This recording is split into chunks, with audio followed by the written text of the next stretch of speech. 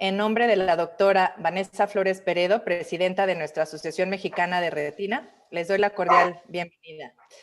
Hoy nos acompaña, como siempre, de coordinador, el doctor Rafael Bueno, y también dos expertas en el tema de hoy acerca de la nutrición en pacientes con diabetes. Nos acompaña la licenciada y doctora en nutrición Jessica Paulín, y pues bueno, nuestra colega y excelente retinóloga y amiga, la doctora Verónica Romero Morales. Bienvenidos todos, es un gusto estar con ustedes en esta sesión. Y pues Vero, te dejo todo el mando, adelante. Muchas gracias, Jime. Bueno, pues bienvenidos a todos. Y bueno, voy a presentar a la doctora Jessica Paulín porque sí, habitualmente tenemos licenciados en nutrición que son quienes nos apoyan, pero en esta ocasión quise invitar a Jessie porque ella es médico cirujano, egresado de la Universidad Autónoma de Guadalajara y también hizo una maestría en ciencias en la Universidad Autónoma de Querétaro y además la especialidad en nutrición clínica. Entonces, tiene todo el fundamento de medicina y aparte la experiencia de la nutrición y tiene mucha experiencia en el tema. Entonces, pues bienvenida, Jess, ¿cómo estás? Muchas gracias. Hola, muchas gracias, muy contenta que me hayan invitado y pues a la orden. Y bueno, quisimos hacer esto como una entrevista porque pues hay muchísimas preguntas, obviamente. Y bueno, vamos a ir empezando poco a poquito y vamos viendo las preguntas de los participantes, de los pacientes. Entonces, primero, Jess, a ver, háblanos de la importancia de la alimentación en el control de la diabetes. Sí, claro. Mira, es muy importante la alimentación en el control de la diabetes. Generalmente pensamos que al padecer diabetes y consumir un medicamento, un hipoglucemiante o cualquier tipo de fármaco para controlar la diabetes, pues la diabetes automáticamente se va a controlar, ¿no? O vamos a llegar a buenos niveles. Y la respuesta, o lo que hemos visto por la experiencia, es que la dieta es un eje principal o es uno de los pilares principales para el adecuado control de la diabetes. Es decir, si los pacientes no cuidan su dieta, van avanzando en el consumo de fármacos todo el tiempo. Inclusive ya el control con insulina, lo cual no es malo, pero pues va avanzando en gravedad, las hemoglobinas glucosiladas van también aumentando y también hemos visto que en pacientes que tienen una diabetes moderada y llevan una dieta adecuada, podemos de pronto disminuir el uso de fármacos, inclusive para el control de la diabetes. El estrés oxidativo en las células, la liberación de homocisteína y el estrés en general, el catabolismo disminuye muchísimo si controlamos un poquitito la dieta, ¿no? Y también las enfermedades o las comorbilidades a largo plazo, justo como es la retinopatía. Bueno, y bueno, de las cosas importantes de lo que hemos platicado mucho con los pacientes es como de que algunos no saben la diferencia de carbohidratos, proteínas, grasas, porque se habla mucho de ello no sé, en los trípticos que son para diabetes o también en los alimentos como tal, viene carbohidratos, proteínas, grasas. ¿Cómo diferenciamos estos? Lo más importante para el control de la glucosa en un paciente que padece diabetes es el aporte de carbohidratos, básicamente. Y yo creo que podemos definir o podemos diferenciar a dos tipos de carbohidratos en la dieta, coloquialmente. El primero son las frutas, ¿no? Que las frutas como tal las asociamos a dulce, como al sabor dulce, y los otros carbohidratos son las harinas, ¿no? Las harinas, aunque no tengamos la percepción del dulzor de las harinas, elevan considerablemente la glucosa si elevamos el consumo de ellas. Es decir, muchísimos pacientes dicen, pues es que yo no como nada dulce, o sea, como pura tortilla, como arroz, como pasta, y mi glucosa está súper elevada, no como frutas, no tomo jugos, pues justamente tenemos que diferenciar que dentro de de los carbohidratos o de los grupos de alimentos que elevan la glucosa, están los carbohidratos, que son las harinas, básicamente. De las harinas hay dos, que son las integrales y las refinadas, que básicamente las integrales son las que tienen como la cascarita, los granos enteros, este colorcito cafecito, y las refinadas son las blancas, ¿no? Tipo la tortilla de harina, el bolillo, el pan Bimbo blanco, y la diferencia entre esas dos es justamente el refinamiento de la harina de trigo, que cuando la harina de trigo es muy refinada, se absorbe rápidamente y entonces crea estos picos de glucosa en nuestros pacientes que queremos elevar. Cuando la harina es integral, tiene la cascarita, la absorción es más lenta, pero calóricamente es exactamente igual una que otra. Es decir, no porque un pan sea integral podemos abusar del uso de pan, ¿no? El otro de los grupos de los alimentos son las verduras, las frutas como tal, que eso me parece que está muy claro. Las proteínas es todo lo que viene de los animales, huevo, queso, jamón, carne, en cualquiera de sus versiones, pollo, cerdo, res, pescado. Y las grasas son estas que tienen una consistencia oleosa justamente, pero, o sea, aceites, mantequillas, mayonesa, y dentro de las grasas vegetales podemos considerar el aguacate, tal vez, aceite de oliva, las aceitunas y y pues nada más. Y la proporción como que tenemos que comer, o sea, qué tanto de carbohidratos, qué tanto proteínas y qué tanto grasas en cada comida o en el día de un paciente con diabetes.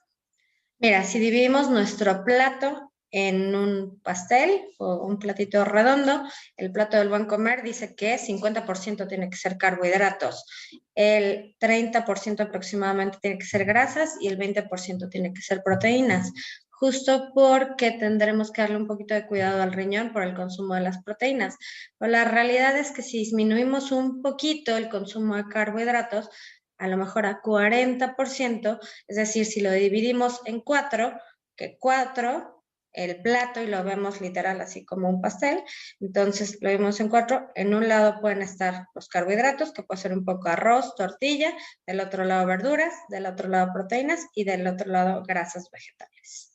En cada una de las comidas, desayuno, comida y cena. Y las colaciones, pues sí son otra historia. Okay. Entonces, de las proteínas que son como los derivados de animales, ¿habrá algunos que tú dirías está prohibido? Esto no lo debe de comer, o sea, por ejemplo, que sí, la carne de puerco, la barbacoa, ¿no? O sea, que a veces es como mucha tentación para los pacientes con diabetes. No, absolutamente. De hecho, está un poco estigmatizada la carne de puerco y realmente la carne de puerco en proporción tiene mucho menos grasa que la carne de res.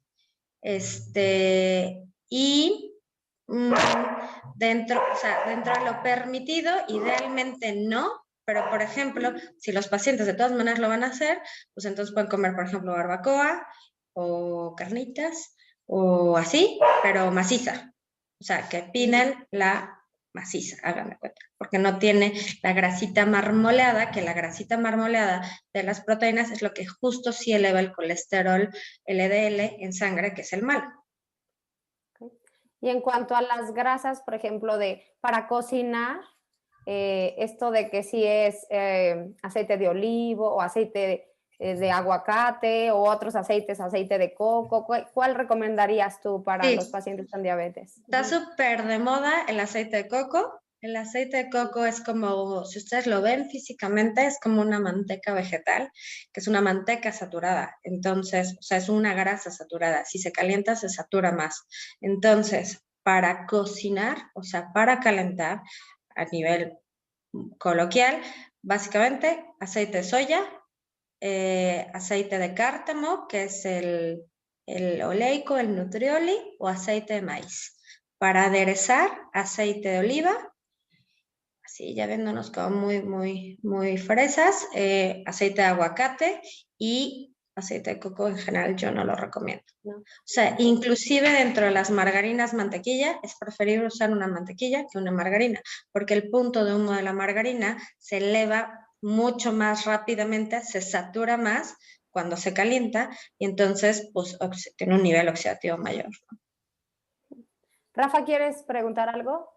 Sí, ya ahorita que tocaron el tema del aceite de coco, ¿qué hay con los lácteos y los pseudolácteos?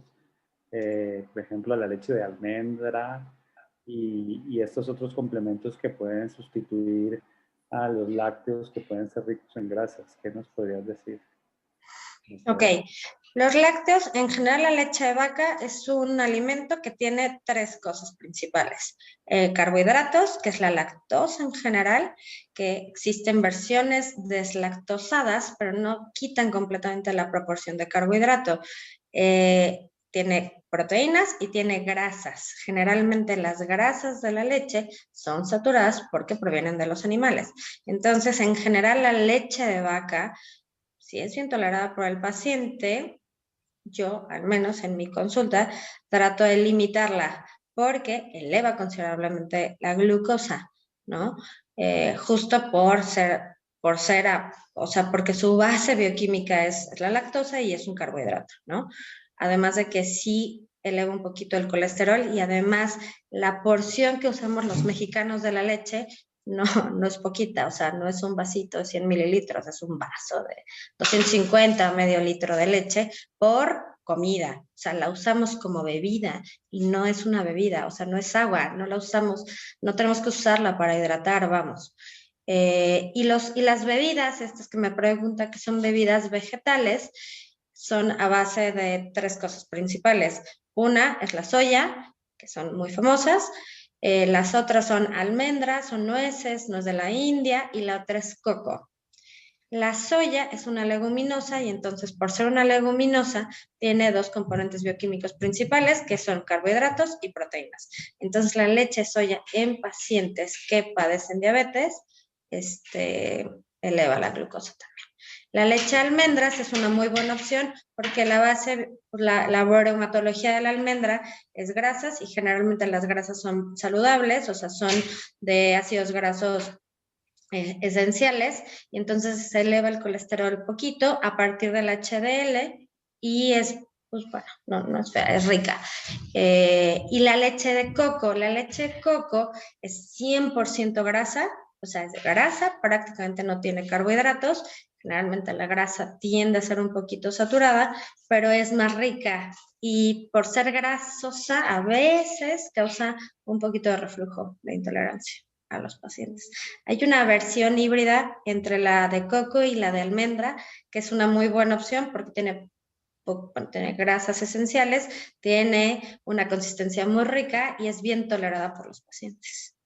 Doctora, y para no salirnos del tema de las bebidas, y sobre todo porque sé que en el auditorio, pues principalmente esto está dirigido a nuestros queridos pacientes con diabetes, ¿qué comentarios nos podrías hacer en relación a por ejemplo, el agua de horchata y estas otras bebidas que son parte básica de la canasta básica Sí, claro. mexicana? Sí, como el agüita de sabor y así, ¿no? El agüita de sabor. La verdad es que los pacientes pueden obtener agüitas de sabor bastante ricas, como de Jamaica, de limón, de horchata. De horchata, como se hace a partir de arroz, entonces como que es un carbohidrato.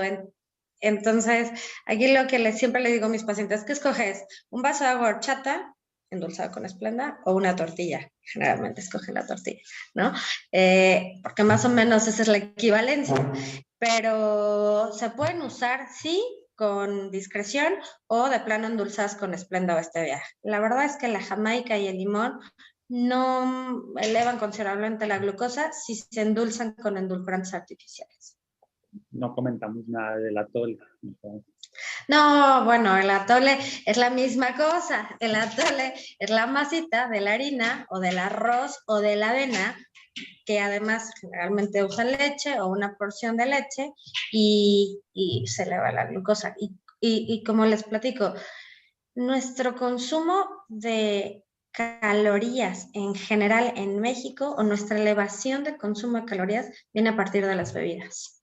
O sea, se nos hace fácil echarnos un atole, por ejemplo, con un tamal. Entonces las dos cosas son maíz, ¿no? Maíz y grasita y ahí ya, o sea, nos echamos, ay, no sé, por poner un ejemplo, 5 tortillas. Entonces hay que ponerle más o menos a los pacientes decir, ¿qué prefieres? 5 tacos de pastor con un agua de Jamaica o un atole con medio tamal. Entonces la saciedad es mucho mayor cuando se junta un carbohidrato con una proteína. Bueno, Jime, ¿tenías alguna pregunta? Sí, en el chat hacen una pregunta que yo también he tenido, que cuál es la diferencia o cómo sería la comparación entre el aceite de canola y el aceite de cártamo. Es el punto de humo en general, pero el aceite de canola y de cártamo prácticamente es el mismo, es el canoli, justo. Okay. Y la diferencia es el punto de humo y, si me recuerdo, la diferencia son un par de grados. Entonces ambos se pueden usar para calentar o para freír, ¿no? Buenísimo. Sí. Muchas gracias. Bueno, ya que estamos en ese tema, ¿el aceite de olivo se satura más también? El aceite de oliva, Uh-huh. si no es extra virgen y prensado en frío y tiene que tener sus especificaciones, sí se satura más. Okay. Y bueno, aquí también hay otra pregunta de los pacientes. Si hay algún endulzante mejor que otro. O sea, por ejemplo, esto de la agüita de sabor y le quieren poner en un endulzante, ¿cuál preferirías? Hay como 3 endulzantes ahorita principales en el mercado: la Splenda, la Stevia y otro nuevo que se llama Monk Fruit. Ninguno de los 3, ninguno de los 3 da toxicidad, especialmente los endulcorantes artificiales como Splenda o estos tipos de Sweet and Low y eso. No da toxicidad, pero dejan un saborcito residual. La stevia viene a partir de unas hojitas, entonces es más natural, y el monk fruit igual. La diferencia entre uno, otro y otro es un poco el sabor residual que deja, como medio artificial, y que uno es más natural que otro, ¿no? Ya que la stevia es más natural. ¿Por el stevia? ¿Stevia o monk fruit? Más que el monk fruit sí es un poco más caro. Mucho más caro. Ok. Sí. Bueno, solo para terminar las preguntas que hay aquí, en el consumo de salsas embotelladas, como es la Valentina, ¿qué tan recomendable es? Sí son recomendables, casi no tienen aporte calórico, pero una cosa son las salsas como tipo San Luis, Valentina y así, y otro es el chamoy. El chamoy sí tiene mucho azúcar. Okay. Ok, ya que mejor Valentina. Valentina, sí. Y en general, respecto a los endulzantes o edulcorantes, los productos light, ¿qué opinas de estos o qué tan recomendados son? Específicamente para pacientes con diabetes son buenos, nada más hay que diferenciar una cosa. En el mercado hay un montón de cosas que dicen que son light. En general, cuando la base del producto es una fruta, por ejemplo, mermeladas, cajetas, mieles, gelatinas, yogurts. Por ejemplo, estos yogurts que tienen pedacitos de durazno, pedacitos de fresa y dice que son light, pues no son de libre consumo porque son reducidos en azúcar, no son sin azúcar, ¿no? Generalmente es así. O sea, es como quitarle la fruta a la fruta. O sea, no puedes comerte una mermelada libre completamente de carbohidratos. O realmente lo único que es así libre de carbohidratos y que se puede consumir un poco a libre demanda es la gelatina light, que se prepara en la casa, esta de polvito. Porque y de agua. Y de agua, sí. Sí, de agua. También es bueno especificarlo. Sí, claro. Y bueno, habíamos preguntado también, o sea, ¿cuántas calorías o kilocalorías debería de consumir un paciente con diabetes? ¿O cómo se calcula esto más o menos? Generalmente el aporte calórico se hace con el peso. O sea, es súper individual, o un buen approach realmente es, o una buena respuesta es contestarte que siempre una valoración nutricional se tiene que hacer dirigida al paciente. Independientemente de la talla y del peso, hay pacientes que tienen un consumo calórico muy grande. O sea, te voy a poner un ejemplo. Llega un paciente recién diagnosticado con diabetes y consume 2,000 kilocalorías, que eso se hace en la consulta, preguntándole en un recordatorio de 24 horas, preguntándole qué desayuna, qué come, qué cena, qué colaciones, qué fin de semana, ¿no? Haces más o menos una cuenta y después de eso haces la dieta que mejor le conviene. Y cuando un paciente consume 2.000 calorías y le tocan 1.200 y se las das, no se apega a la dieta. Entonces tienes que bajárselas. 1.700, 1.600, 1.500 por default baja de peso y por default baja el requerimiento calórico. Porque es importante, perdón, a mí me parece que independientemente de la cuenta calórica, es importante más el apego en un paciente con diabetes, ¿no? Sí, que justo ese era el tema, ¿no? O sea, que a lo mejor modificar algunas cosas, o sea, conocer más su peso, sus calorías, su consumo calórico y ayudado de un profesional, ¿no? Para saber qué tanto puede bajar o subir. Y, por ejemplo, ahí, ¿cuántas comidas debería de hacer un paciente con diabetes? Todos tenemos que hacer 5 comidas. Desayuno, comida, cena y dos colaciones, generalmente, ¿no? Las colaciones son chiquitas, fruta, verdura, a lo mejor un poco de nueces, cacahuates, ese tipo de cosas. Y más o menos, si hacemos un 100% de la dieta, el desayuno corresponde al 30%, la comida al 40% y la cena entre el 30 y 25% del consumo total. Esto también es aplicable para cada paciente. Hay muchos pacientes en México que almuerzan. Entonces, su almuerzo es su plato fuerte, su comida fuerte del día. Entonces, ahí también orientas al paciente a que coma un poquito más de calorías en el almuerzo. Jimé, ¿querías hacer alguna pregunta? Sí, quería también hacer dos preguntas. La primera era con respecto a los productos light, que muchas veces los pacientes con diabetes prefieren comprar todo light, porque pues es light. Pero muchas veces, no sé si estoy en lo correcto, vienen más cargados a lo mejor de grasas, de químicos, que no es tan sano para los pacientes y dejan de ser tan light, ¿no? O sea, como que tienen otro tipo de nutrientes que no son tan positivos para los pacientes. Y la segunda pregunta es, ¿cómo logramos, o sea, como nutrióloga, el apego a la alimentación adecuada para el paciente con diabetes? O sea, ¿cómo puedes lograr ese clic con el paciente o cómo incentivarlos para que nosotros a veces que los mandamos con ustedes, logremos que lleguen? O sea, si tú nos puedes compartir algunos clics que a ti te hayan funcionado con tus pacientes, que digas, así es como la forma para como que regresen los pacientes, para que lleguen con ustedes y se mantengan con ustedes, ¿no? Sí, claro. Mira, en el tema de los productos light, hay que diferenciar el tipo de producto. Generalmente sí tienen más sodio los productos light y a veces muchos pacientes pues sí, retienen ciertos líquidos y no nos conviene elevar el consumo de sodio. Pero la verdad es que hablando de azúcar en general, que es el consumo principal o lo que nos tiene ahí medio vueltos locos en general en el mundo con el control de la glucosa, pues se prefiere. O sea, es como poner en una balanza, ¿no? Va a consumir más sodio y va a consumir menos calorías. Bueno, pues entonces, pues mejor vamos a echarle por menos calorías. El típico ejemplo, si me permiten, de la coca, ¿no? La coca roja y la coca light. O la coca sin azúcar o la coca cero. Los pacientes no quieren consumir porque tiene muchos químicos la coca light. Nada más que por una lata de coca roja te tomas así 12 cucharadas de azúcar, entre 12 y 15. Y con la coca light, no.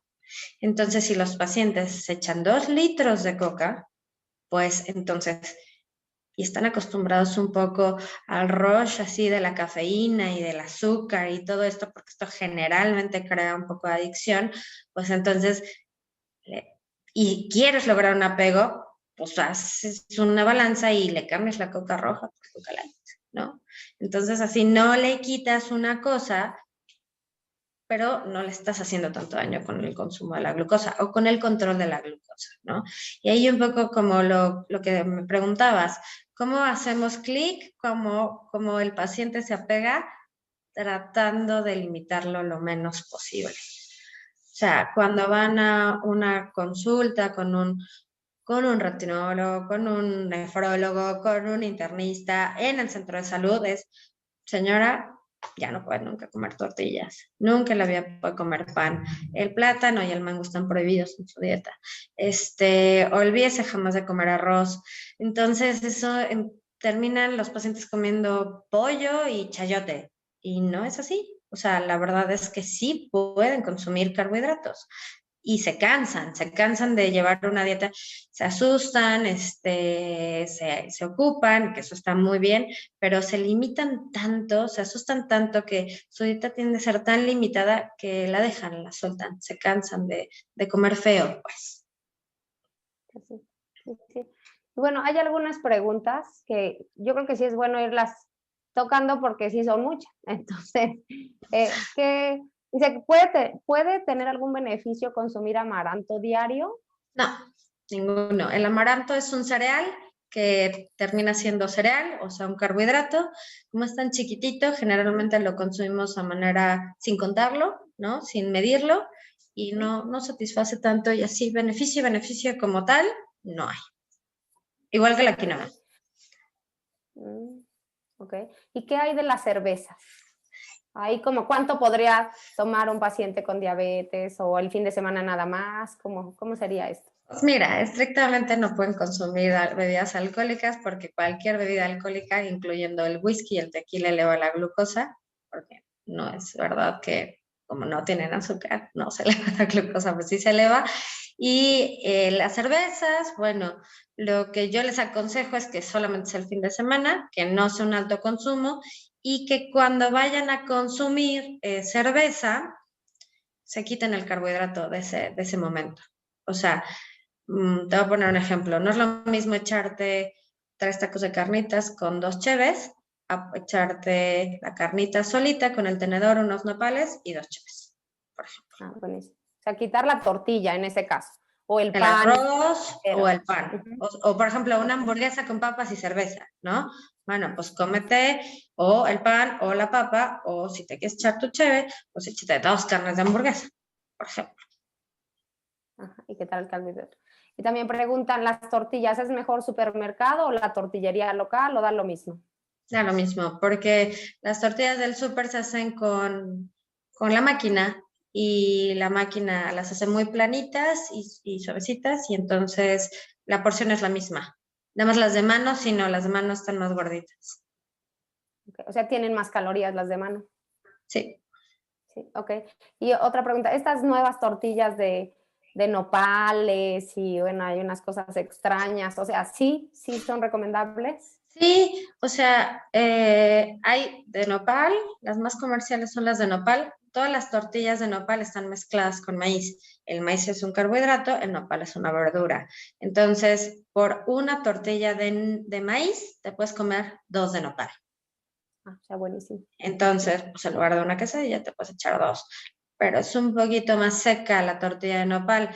Ahora, si hay algunas tortillas que son, por ejemplo, de chile o de amaranto o de chía o de avena, eso sigue siendo un carbohidrato, entonces mejor no se compliquen, usen de nopal o de maíz. Las de harina, sí, por una de maíz te puedes comer media de harina. Ok. Jimé, ¿alguna pregunta que querías hacer? Sí, pero es que ahorita que tocaron el tema de las cervezas y las carnitas, me imaginé una comida familiar, ¿no? Que en general sí se pueden dar.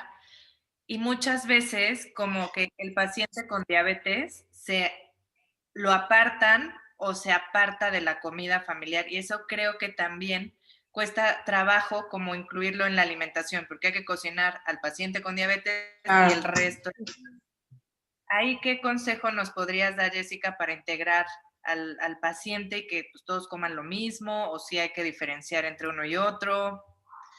Pues no, la diferencia en general entre pues una comida familiar, carnitas, carne asada, por ejemplo, hamburguesas, ese tipo de cosas, el paciente con diabetes se puede incluir perfectamente al consumo de todos, nada más el limitar solito o el consumo de sus carbohidratos. Si, por ejemplo, le tocan 2 tortillas, es un ejemplo, pues que se eche 2 tacos o 2 quesadillas y el resto que sea proteína y verdura, pero que sí lo puede hacer. Porque justo esta quitada de la convivencia, sentirse diferente, les llevan sus verduras asadas o guisadas, y hay nopales, y le gustan los nopales, pues se puede comer nopalitos, y es exactamente lo mismo que sus verduras asadas sin sal.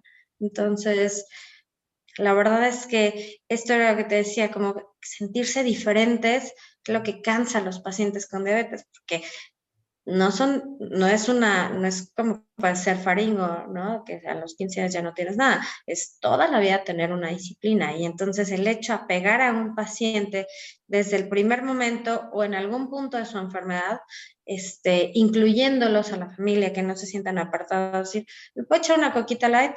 Pues sí, o sea, te puedes echar una coquita light, que es mejor que una horchata con azúcar, por ejemplo. Entonces ya no complicas tanto al paciente, se va al Oxxo y se echa una coca light o se la compra y ya puede convivir con todos, ¿no? O ahorita hay un montón de cervecitas bajas en calorías, las ultra y eso, que también las pueden consumir sin problema. Todo con medida. Así es, reduciendo el aporte de carbohidratos de ese momento, ¿no? O quitándose de plano el carbohidrato. El alcohol también sería una recomendación, la que es cerveza cero alcohol, teóricamente. La cerveza cero alcohol, sí tienen calorías. Entonces, y bueno, me he vuelto experta catadora en cervezas cero alcohol. Hay más o menos 3, el que venden comúnmente, una que se llama Heineken, una que se llama Corona, y hay otra una que se llama Michelob, me parece. La mejorcita es la Heineken, sabe muy parecido a la cerveza.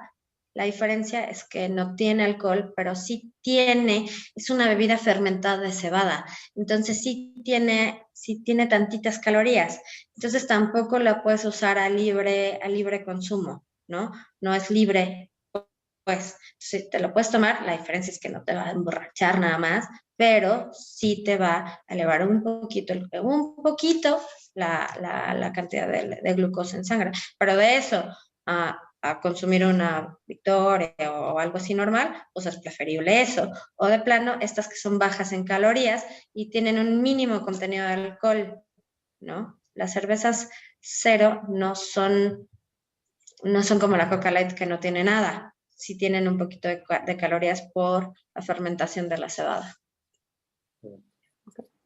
Y bueno, por ejemplo, hay como alimentos o bebidas totalmente prohibidos, o sea que esto sí, cero, no puede consumir nada. Los refrescos normales, que decimos enteros, los jugos de caja o de puesto, tampoco, o sea, no es exactamente igual si echan medio litro de Jumex o medio litro de jugo de naranja recién exprimido, es calóricamente y en el impacto a la glucosa del paciente es lo mismo. Las aguas de sabor, pues sí, las aguas de sabor, que son estas de horchata, de Jamaica, que no sabemos cuánto azúcar les echaron, y pues o sea, no prohibido como tal, pero sí yo limitaría un poco el contenido de leche de los pacientes. La leche entera. Okay. Y en cuanto las a bebidas, fruta, sí, de bebidas, Perdón, sí. Las bebidas también que se usan a veces recurrentes, como los yogurts bebibles y eso, que también tienen un chorro de azúcar, Yakult, tampoco. O sea que sí, en general yogurt light, no, tampoco, de preferencia, no. De preferencia. Ajá.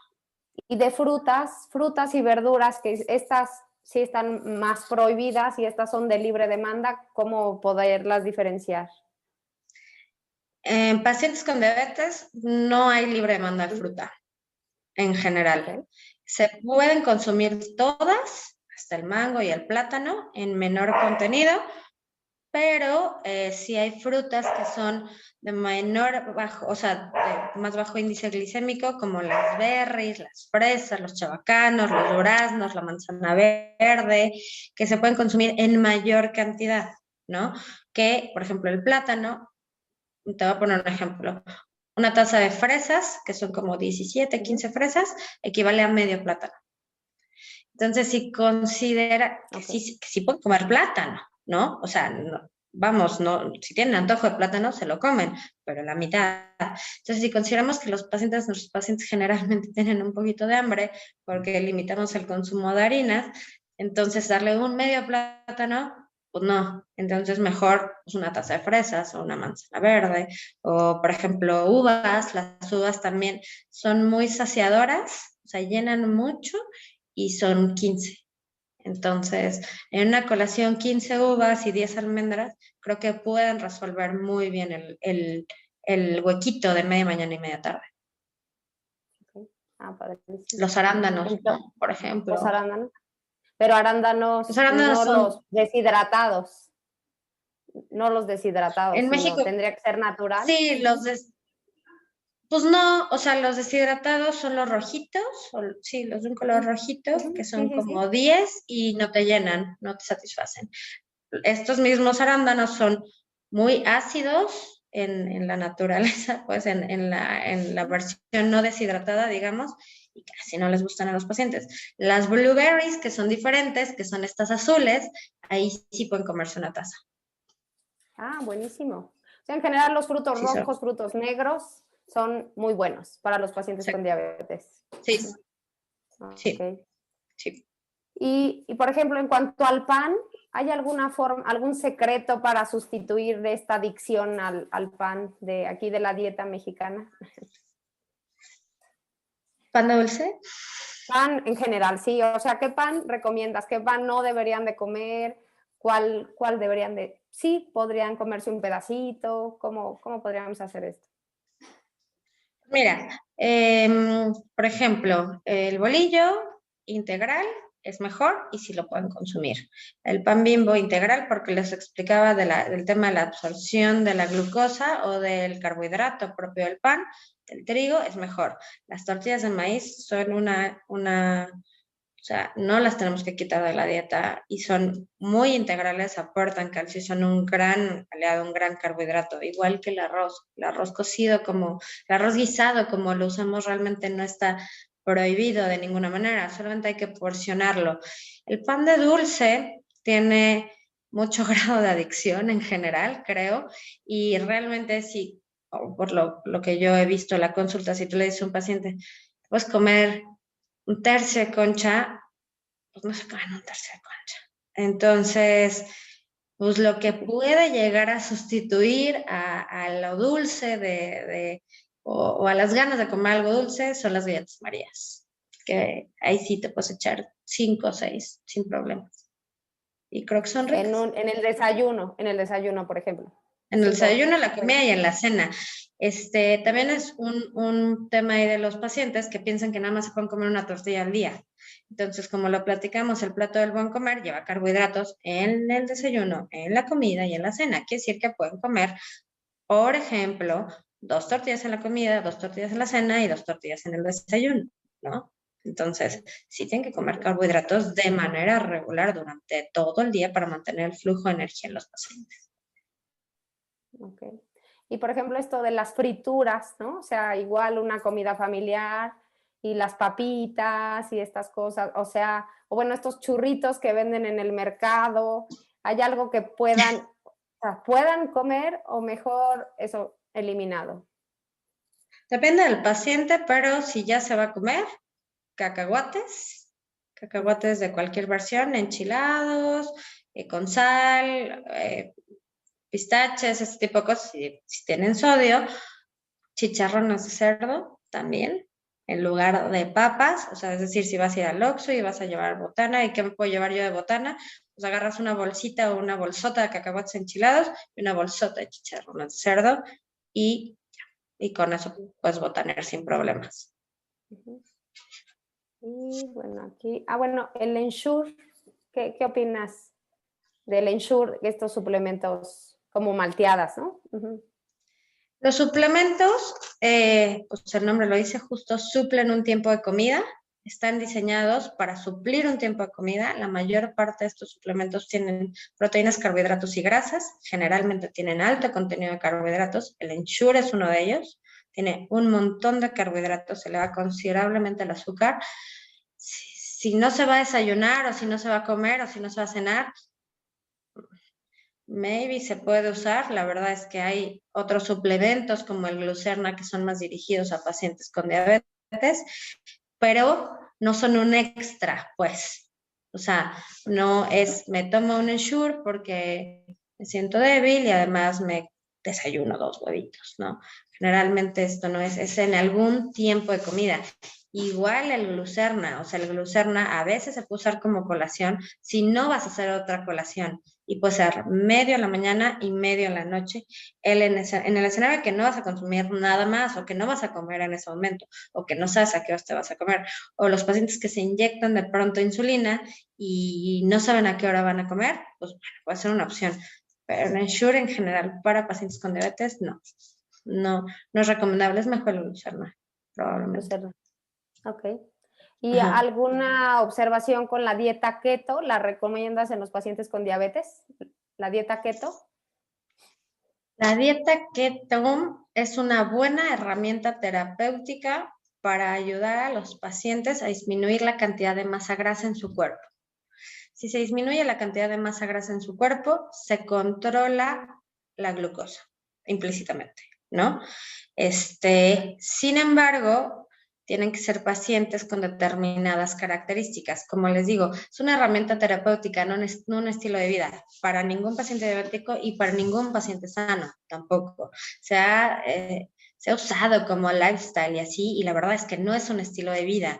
Entonces, para pacientes que están dentro de lo que cabe controlados, ¿no? Que usan hipoglucemiantes orales, por ejemplo, se puede usar una dieta keto durante 15 días, teniendo muy de cerca al paciente vigilado con los niveles de glucosa, y si se le baja, por ejemplo, la glucosa en este tiempo, porque no van a usar nada de glucosa, quitar los hipoglucemiantes un ratito para que se termine la dieta keto y lleguemos a donde queremos llegar terapéuticamente, que es la disminución de masa grasa.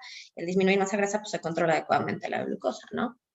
Pero no como un estilo de vida. Por ejemplo, en pacientes que si usan insulina, es difícil el control de la glucosa con la dieta keto. Ok, muchas gracias, Jess. No sé, Jime, ¿cómo vamos con el tiempo? O sea, ya damos como los puntos finales. Pues creo que ha sido uno de las pláticas y webinars más, con más preguntas hechas y nos da muchísimo gusto. Yo creo, Vero, que podemos hacer 3 preguntas más y ya dar los puntos finales para estar acabando a más tardar a las 9. Ok, bueno, una pregunta. Si el paciente es intolerante al Splenda y productos light, ¿qué opción se le puede dar para endulzar? Hojitas de stevia.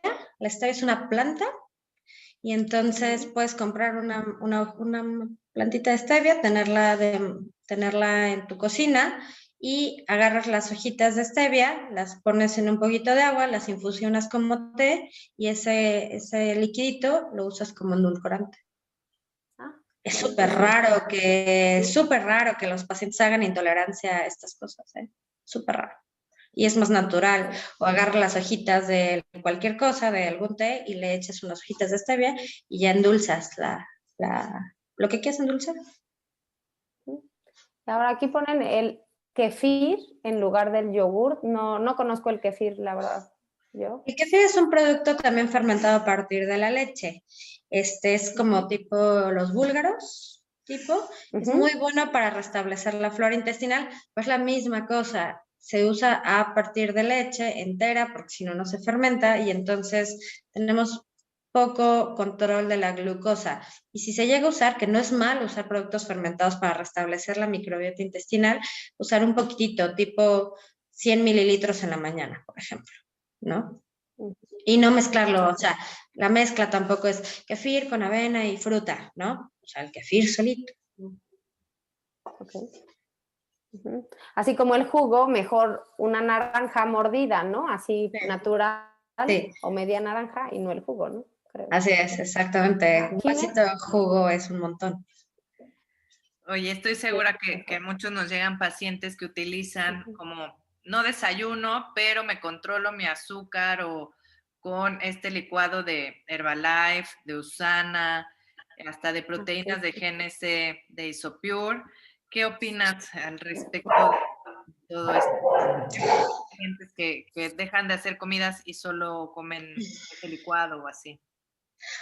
Dependiendo un poco del licuado, por ejemplo, el Herbalife, yo he leído artículos que crea a largo plazo un poco de toxicidad hepática, entonces en general no recomiendo nada el consumo de Herbalife. Ya sé que hay un chorro de gente que lo usa, pero en general, pues no, ¿no? Hay artículos que sí tienen escrito la toxicidad hepática. Usana es como lo mismo que el tipo Ensure. Si vas a usar solamente la manteada en un tiempo de comida, que sea desayuno, comida y cena, ok, está bien, pero no complementarla con un par de quesadillas, un sándwichito, ¿no? Que a veces eso pasa. Y el Isopure sí es una proteína que no tiene contenido de carbohidratos. Entonces, no es que la puedas consumir libre demanda, pero puedes a lo mejor estar un poquito más segura que a ese paciente no se le va a elevar la glucosa por el consumo de licuados. Ahora, el consumo de licuados es poco sostenible. A los pacientes nos gusta comer, pues, o sea, nos gusta sentir la comida, y si hay pacientes que ya les da mucha flojera en la noche el licuado de Isopure y tienen una buena función renal, o sea, no pasa nada. Pero, con una buena función renal, y si no se cansan, y si se cansan, pues que cenen, no pasa nada. Muchas gracias. Excelente. Bueno, ¿qué hay del jugo de nopal? El jugo de nopal es bueno si es solo de nopal, licuadito con base de agua. Es bueno. El nopal tiene como algo parecido a la carbosa, que es un hipoglucemiante oral. Entonces, como que jala, digamos, el contenido de glucosa de los alimentos y entonces se evacúa ahí y suena bien como extra, digamos.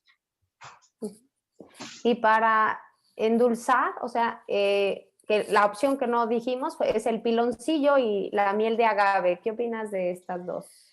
En general, en pacientes con diabetes que tienen alto contenido de glucosa en sangre, no se recomienda ningún endulzante, así sea lo más natural del mundo, ni miel de agave, ni mascabado, ni piloncillo, ni nada, porque se eleva la glucosa en sangre.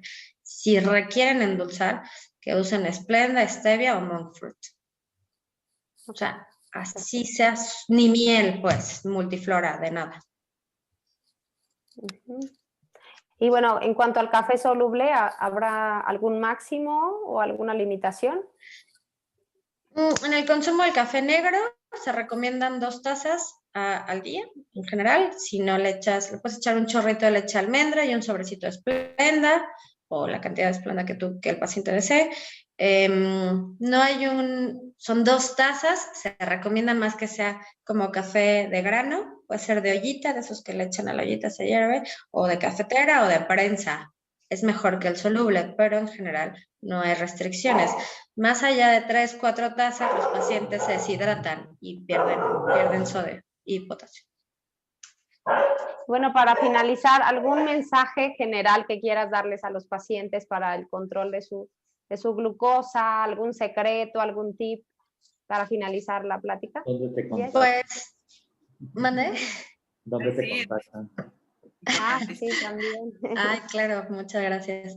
Pues en general creo que la diabetes es una enfermedad crónica degenerativa que si se detecta a tiempo es bastante controlable. Los pacientes pueden no desarrollar enfermedades a largo plazo como retinopatía, como nefropatía. Si se controla bien, pueden comer tortillas, pueden comer nopales, pueden comer carnitas, pueden comer barbacoa, se pueden echar una cervecita de vez en cuando y su vida puede ser tan normal como la de cualquier persona.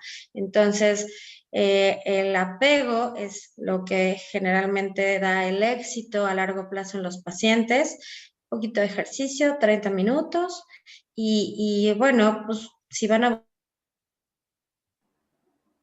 en el ámbito de la nutrición, pues que sea una licencia de nutrición, un médico idealmente, y que confíen en él, porque realmente no hay que apretarse tanto, no hay que limitarse tanto para tener un adecuado control, ¿no?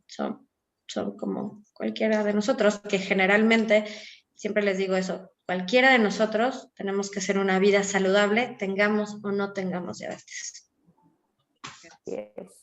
Y algún contacto, o sea, tienes Instagram, Facebook, o en dónde te encuentras, Jess, dónde te pueden contactar los pacientes, o haces videoconsultas también en estos tiempos de COVID, tal vez se puede. Sí, hago videoconsultas. Estoy en Querétaro. Bueno, mi consultorio está en el Hospital H+, en la Torre 2, en el piso 701. Tengo mi teléfono celular, se los paso con gusto, es 4422-317752. Me pueden contactar ahí sin mayor problema. O el teléfono de mi consultorio es 4421-935408. Y, pues, ¿qué más? Pues, estoy muy contenta que me hayan invitado también. Pues muchísimas gracias, Jess. No sé, Jimé. Muchas gracias. Gracias por Rafa, ¿quieres agregar algo más? No, muchas gracias por la participación.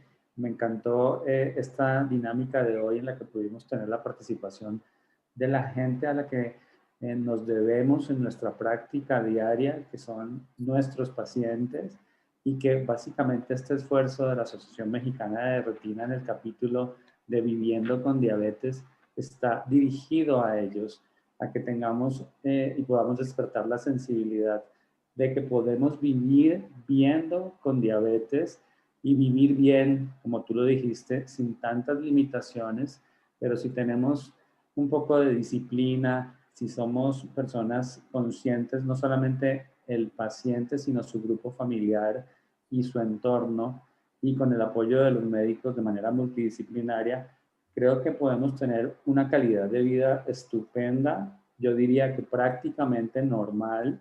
Solamente es cuestión de hacer pequeños ajustes en nuestra rutina diaria.